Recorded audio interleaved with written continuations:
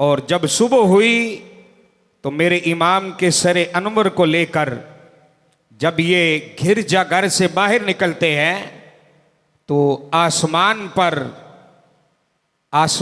پر ایک لکھائی نمودار ہوتی ہے. لکھائی لکھنے والا کوئی جملہ لکھ رہا ہے اور وہ سارے یزیدی اس جملے کو پڑھ رہے تھے. وہ جملہ کیا تھا؟ اترجو امتا محمدن قد قتلت حسینا شفاعت جدی ہی یوم الحساب. او لوگو، نواسہ رسول کو شہید کرنے کے بعد ابھی بھی اس بات کی امید رکھتے ہو کہ قیامت کے دن حسین کا نانا تمہاری شفاعت کرے گا؟ ابھی بھی یہ امید رکھتے ہو؟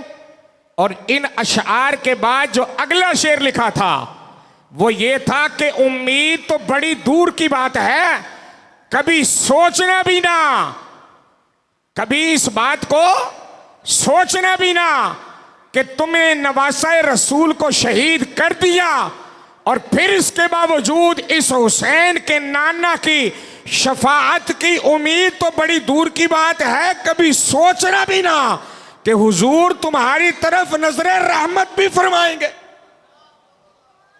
بات سمجھ آئیے؟ اور یہ جملہ کہاں لکھا تھا؟ آسمان پر. کہاں لکھا تھا؟ آسمان پر.